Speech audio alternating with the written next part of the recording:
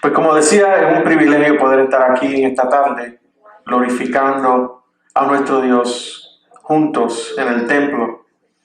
Y como escuché a alguien decir en el día de hoy, es un placer poder ver sus caras nuevamente, aunque la mitad de su cara, pero es un placer poder ver sus caras en esta tarde. Gracias por estar con nosotros y gracias a aquellos que nos están sintonizando también en línea a través de Facebook. Dios les bendiga. Gracias por estar con nosotros. Mi nombre es Héctor Cortés y soy uno de los pastores de la Iglesia Morada de Dios. Busquemos en nuestras Biblias. Hoy vamos a estar hablando de Éxodo capítulo 28 y capítulo 29. Y el título del mensaje de hoy, las vestiduras. Vamos a estar hablando de las vestiduras sacerdotales. Éxodo 28 y 29. Y nos encontramos en una sección de Éxodo que incluye muchas instrucciones y muchos detalles. Y la realidad es que esta sección es un poco difícil de entender. Y para aquellos que la leen, cuando empiezan a leer todos los detalles, todas las instrucciones, podemos pensar que es un poco aburrida también. Y en los capítulos 28 y 29 encontramos muchas palabras que son extrañas y difíciles de entender. Y les voy a ser sincero que cuando leí esta sección tuve que leerlo con un diccionario cerca de la Biblia, porque muchas palabras de las que leía no entendía. Hay muchas descripciones que para nosotros que vivimos en el siglo XXI pueden ser difíciles de entender. Pero quiero recordar en la iglesia que todo detalle que se encuentra en la palabra de Dios y en especial en el libro de Éxodo son importantes para nosotros. Toda orden, toda instrucción y todo detalle que el Señor le dio a Moisés no solo era importante para los judíos tiempo atrás, sino que también es importante para nosotros en el tiempo presente. ¿Y por qué son importantes? Porque toda la palabra de Dios tiene como propósito apuntarnos y llevarnos a Jesús. Porque toda la palabra de Dios tiene como propósito apuntarnos y llevarnos a Jesús. Y si toda la palabra de Dios nos apunta y nos lleva a Jesús, todos los detalles que encontramos en ella son importantes para nosotros. Yo he tenido la experiencia de comprar muebles. En específico, recuerdo comprar un escritorio. Y me he encontrado peleando con el mueble. Me he encontrado peleando con las instrucciones. ¿Por qué? Porque las instrucciones son bien difíciles de seguir. Me he encontrado que al final de montar el mueble me sobran tornillos, me sobran piezas. Pero esa fue mi experiencia hasta que llegó a IKEA Orlando. En IKEA, yo no sé qué es lo que hacen, que son unos expertos ilustrando las instrucciones. ¿Quién dice amén? Ellos hacen que un mueble, no importando lo complicado que sea bien fácil de armar, de montar. Y ese es mi reto con estos dos capítulos en esta tarde. Cómo explicar dos capítulos bien complicados y llenos de muchos detalles en una forma corta y difícil y fácil de entender. De una forma que nos apunte y nos lleve a mirar a Jesús y su sacrificio por nosotros. La semana pasada el hermano Carlos nos habló del tabernáculo y cuál era el significado de sus materiales y sus diferentes piezas. Y nos dejó ver que para Israel fue un privilegio grande poder tener una relación íntima con Dios y disfrutar de su carácter. En el tabernáculo vemos la belleza de Dios conviviendo con su pueblo. Pero en el tabernáculo había unas reglas y había unos límites. No todo el mundo podía entrar en la tienda y hacer lo que quisiera, y en especial en el lugar santísimo. Solo podían entrar unas personas escogidas y consagradas con unas responsabilidades especiales. Entonces, en los capítulos 28 y 29 veremos quiénes eran esas personas, quiénes eran esas personas escogidas y consagradas y qué tipo de vestimenta tenían que usar para que pudieran cumplir con sus responsabilidades. La idea central del mensaje esta tarde: Jesús es nuestro eterno sumo sacerdote. Jesús es nuestro eterno sumo sacerdote.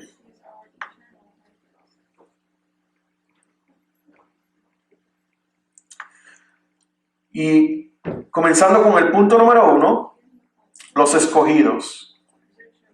Los escogidos. ¿Quiénes eran los escogidos para oficiar en el tabernáculo?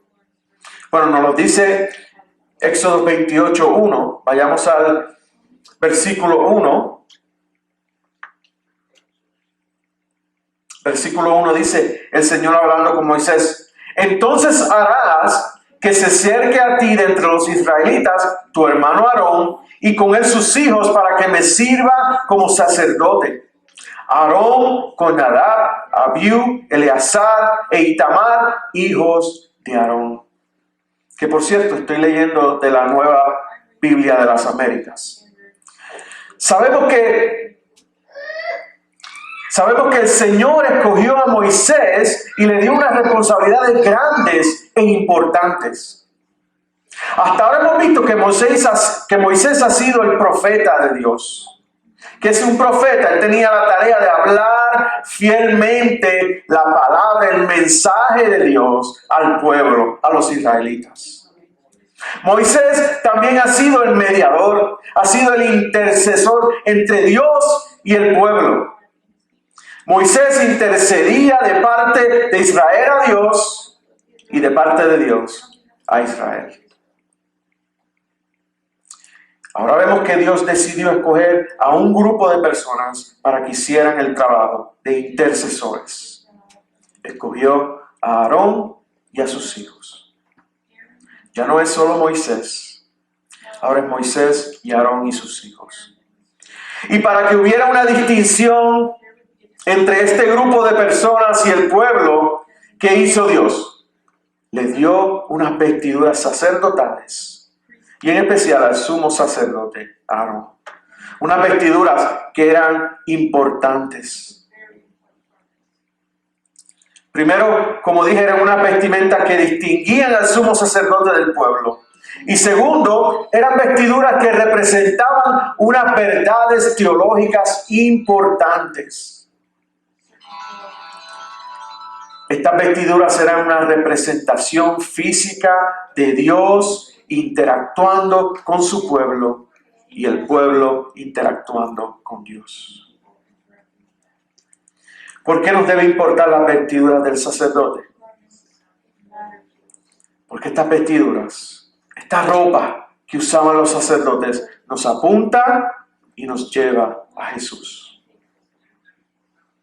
Vayamos al versículos 2 al 4.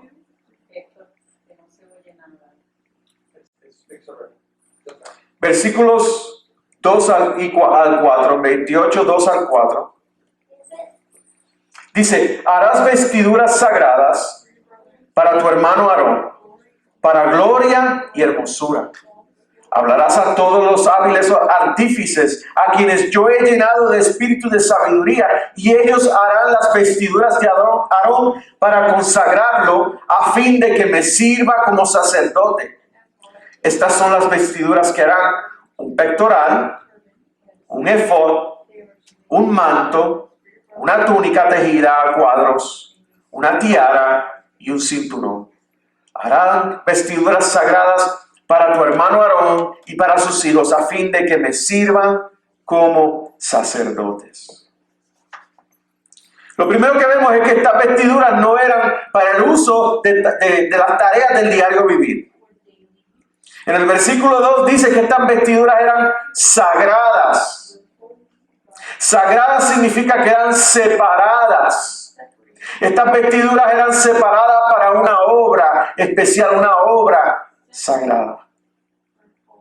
Que a la misma vez le iba a recordar a los que las usaban, a Aarón mismo, a los sacerdotes, que su llamado era un llamado especial y sagrado.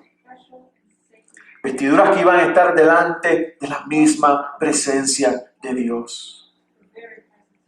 Segundo, vemos que eran para gloria y hermosura. Eran vestiduras que se supone que llamaran la atención del pueblo y pudieran apreciar la belleza y lo importante que eran estas vestiduras. Y lo tercero que vemos es que estas vestiduras no fueron hechas por cualquier persona. No fue cualquier persona con una máquina de coser. Fueron hechas por hábiles artífices, que significa que eran artistas, que eran artesanos. Pero no solo eso, sino que estas personas Dios mismo escogió fueron personas que Dios mismo escogió porque Él sabía que ellos podían crear los detalles que Él quería.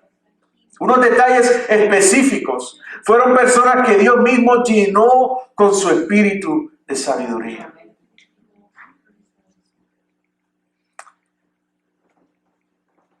Eso que vemos ahí, pues son una representación de lo que leímos hace poco.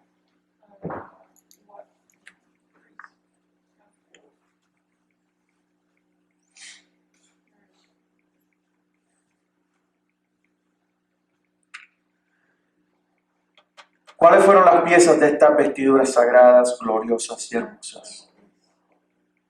Consistía de 6 piezas, como leímos: el pectoral, el efod, el manto, la túnica tejida a cuadros, una tiara y un cinturón. Entonces, por el poco tiempo que tenemos, hoy nos vamos a concentrar en solo 3 de ellas, las 3 más importantes. Y la primera que quiero que veamos en esta tarde es el punto número 2, y es el efod. Vayamos a los versículos 9 al 12 de Éxodo 28.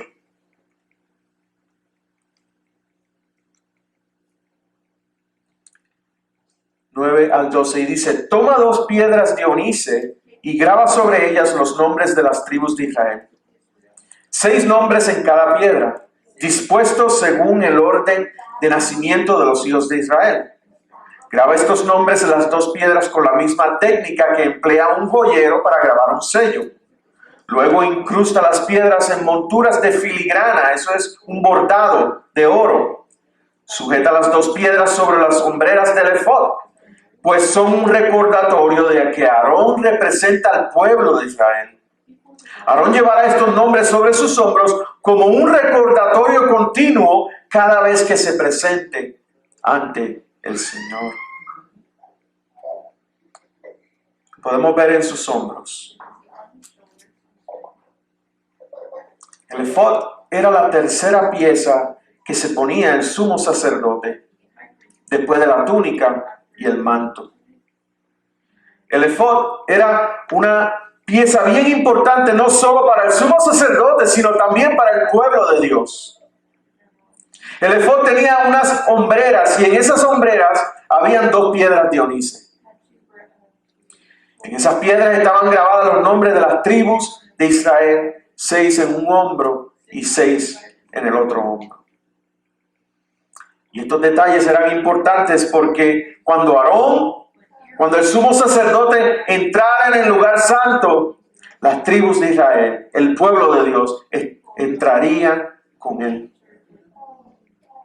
Esto enseña que el sumo sacerdote representaba a los israelitas delante de Dios. Gloria a Dios. Cada vez que el sumo sacerdote se ponía su túnica ceremonial y entraba al lugar santo, él cargaba al pueblo de Dios sobre sus hombros y los llevaba delante de la presencia de Dios. Y cada vez que él hacía expiación por los pecados, cada vez que él derramaba sangre para el perdón de los pecados, cualquier actividad que hacía el sumo sacerdote, mientras tenía la vestimenta, él cargaba el peso del pueblo de Dios en sus hombros. Piensa en la responsabilidad del sumo sacerdote. Piensa en ese momento mientras él comenzaba a vestirse y se preparaba para entrar delante de la presencia de Dios. Y saber que su trabajo no era solo para él, sino también para el pueblo de Dios. Qué responsabilidad, qué presión. Delante de la misma presencia de Dios, el sumo sacerdote era el mediador entre el pueblo y Dios. Segunda pieza, punto número 3, el pectoral. Versículos 15 al 21 y versículos 29 al 30. Dice así: harás el pectoral del juicio, obra de hábil artífice. Lo harás como la obra del efod, de oro, de tela azul, púrpura y escarlata, de lino fino, torcido lo harás. Será cuadrado y doble, de 1 palmo de largo y 1 palmo de ancho. Montarás en él 4 hileras de piedras. La primera hilera será una hilera en un rubí, un topacio y una esmeralda. La segunda hilera una turquesa, un zafiro y un diamante. La tercera hilera un jacinto, una ágata y una amatista. Y la cuarta hilera un berilo, un onice y un jaspe. Todas estarán engastadas en filigrana de oro. Las piedras serán 12, según los nombres de los hijos de Israel, conforme a sus nombres. Serán como las grabaduras de un sello, como cada uno según su nombre, para las 12 tribus. Y el 29 y 30 dice: Aarón llevará los nombres de los hijos de Israel en el pectoral del juicio sobre su corazón cuando entre en el lugar santo, continuamente por memorial delante del Señor. Pondrás en el pectoral del juicio el Urim y el Tumim, las luces y las perfecciones, y estarán sobre el corazón de Aarón cuando entre a la presencia del Señor. Aarón llevará continuamente el juicio de los israelitas sobre su corazón delante del Señor. La gráfica para que se recuerden. ¿Pueden ver el pectoral? Las piedras. Con el efod, él llevaba al pueblo en sus hombros. Con el pectoral, él los llevaba en su corazón. Los versículos 15 y 30 hablan del pectoral del juicio. Aarón llevaba el juicio del pueblo de Israel en su corazón ante el Señor regularmente. Significa que cada vez que él entraba delante de la presencia de Dios, él llevaba el pecado y la corrupción del pueblo. Más de esto en unos minutos. Tercera pieza, punto número 4, la tiara. La tiara, versículos 36 al 38. Dice: harás también una lámina de oro puro y grabarás en ella como las grabaduras de un sello: santidad al Señor, consagrado al Señor. La fijarás en un cordón azul y estará sobre la tiara. Estará en la parte delantera de la tiara y estará sobre la frente de Aarón, y Aarón quitará la iniquidad de las cosas sagradas que los israelitas consagren en todas sus ofrendas santas. La lámina estará siempre sobre su frente para que sean aceptas delante del Señor. La tiara.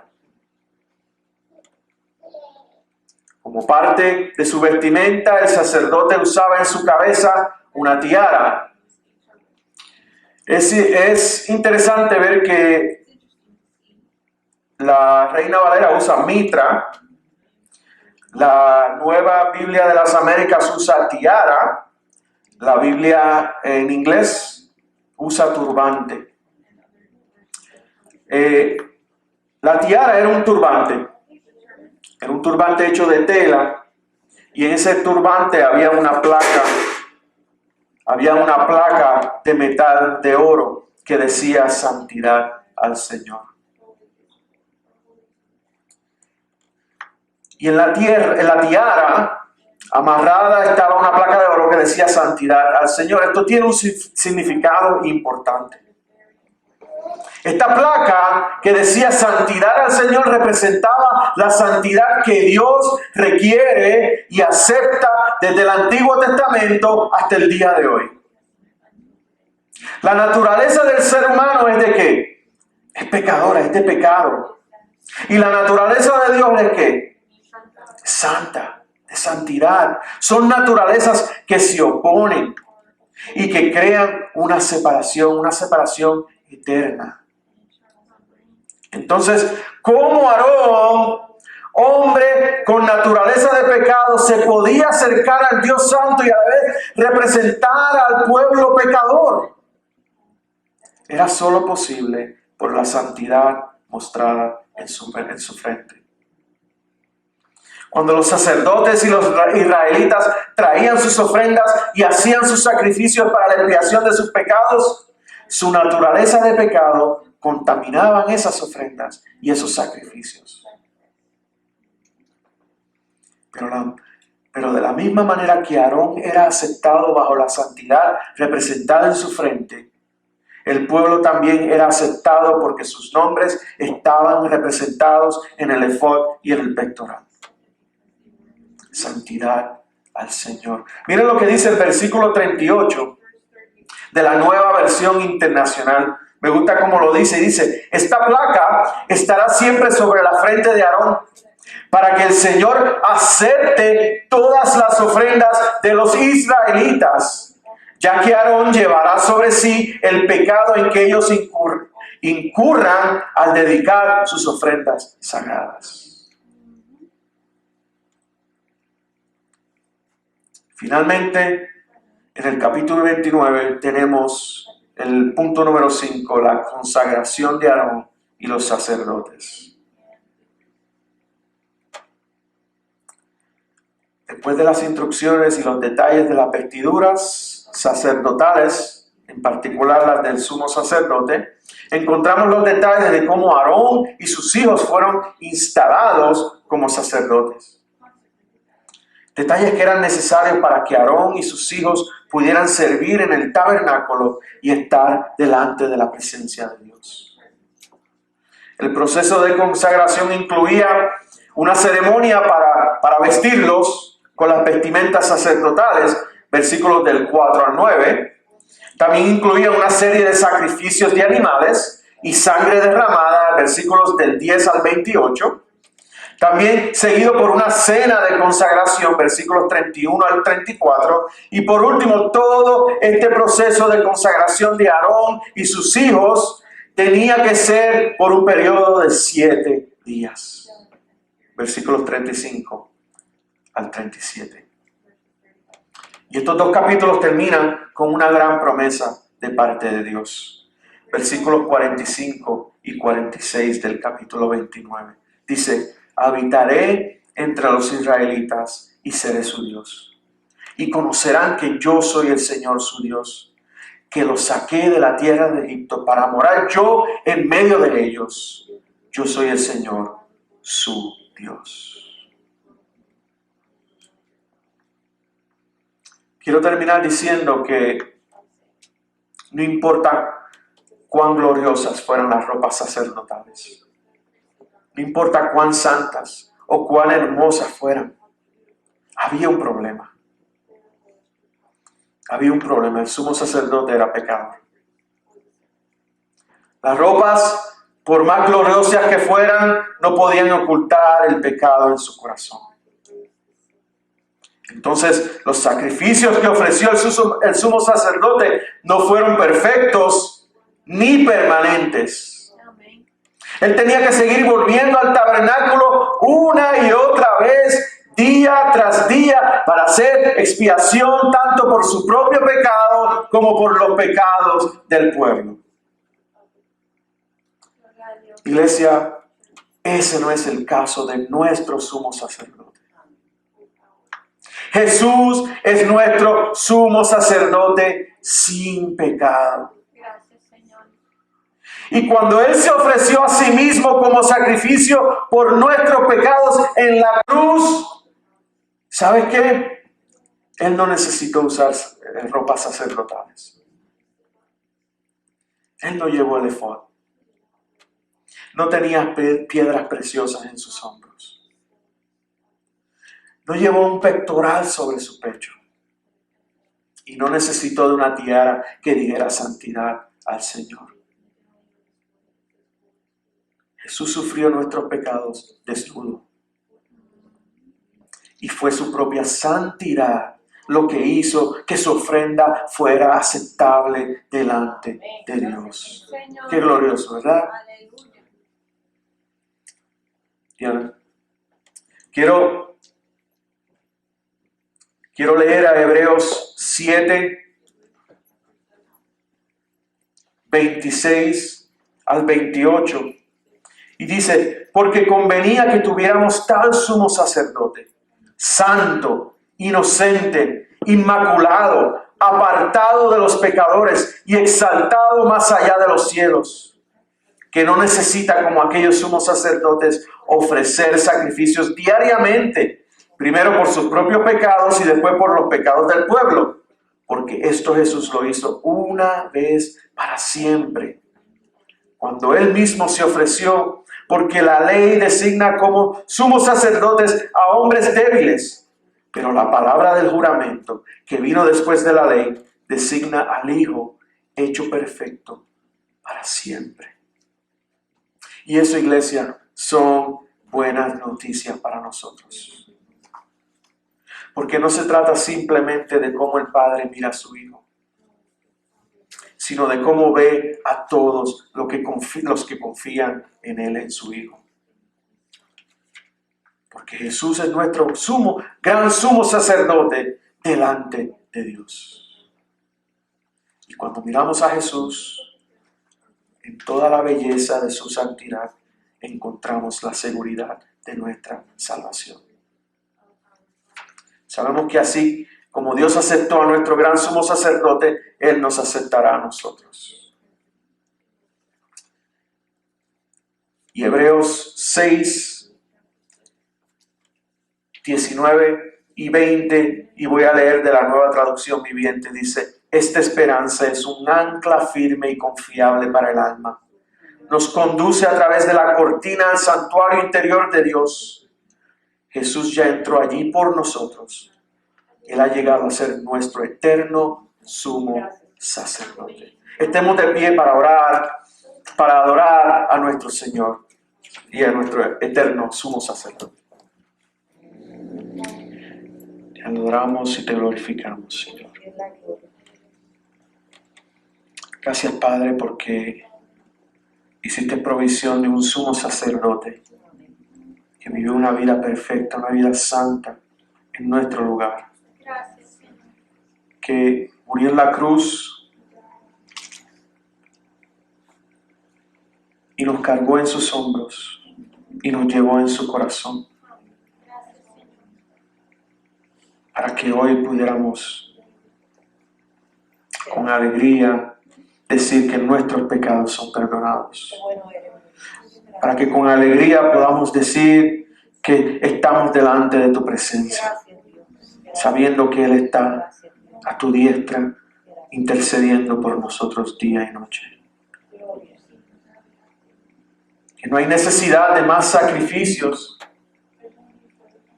Te damos gracias, Señor, porque hubo un sacrificio una vez y por todas. Te adoramos y te glorificamos en el nombre de Jesús.